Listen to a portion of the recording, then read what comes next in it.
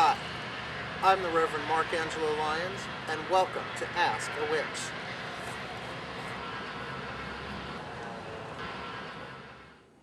Now, you had questions you wanted to ask me? Yeah, well, I don't have questions, but we have some listeners who have some questions. Oh, good.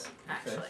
So, the first one comes from Tony on Long Island. Actually, Okay. they're both from Long Island. And he would like to know, has the perception of witchcraft or the craft changed in the last 10 years? Is it more accepted? Is it... Now for something completely different. Yes, it has changed, but it has changed in the sense of preaching to the choir. That as more people research and learn and explore their own intuitive path, Or watch the show. or watch this show, that they are learning more about it, and of course their own perceptions are changing.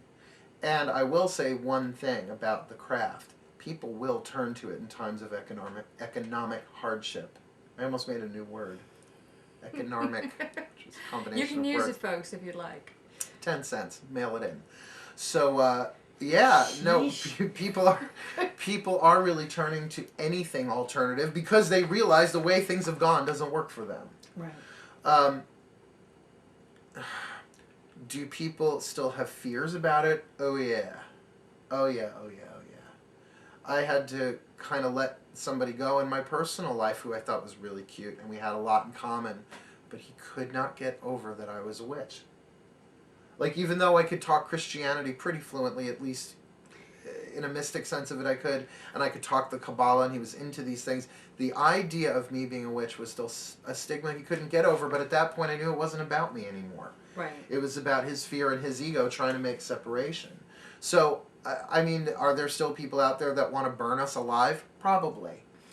But, you know, to me it's a parallel to the whole gay marriage thing and homophobia, any type of phobia where a person is involved. That's sociological more than spiritual in my mind. But then again, it does go back to your spirituality. If you believe that we're not all one, if you believe we are separate from each other. And here's the big thing, what you see in another is what you will see in yourself. So what this person was afraid of in me is really just the potential of what he's capable of. Or becoming. You're right.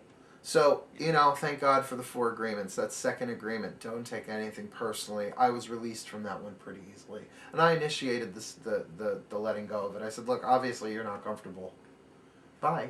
And God bless you, and I wish you all the happiness in the world. Bye.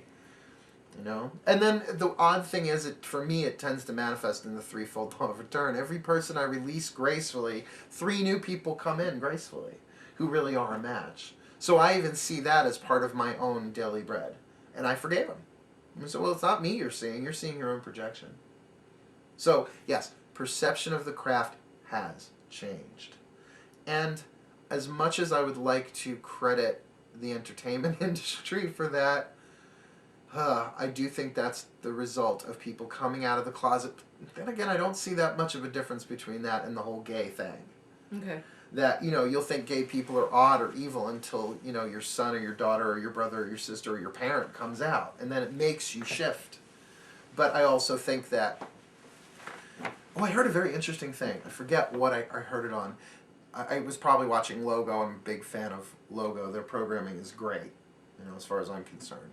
That homosexuality, and to probably an extent, the magical aspect of being a witch, is the only minority where you grow up in a home that does not partake in that minority.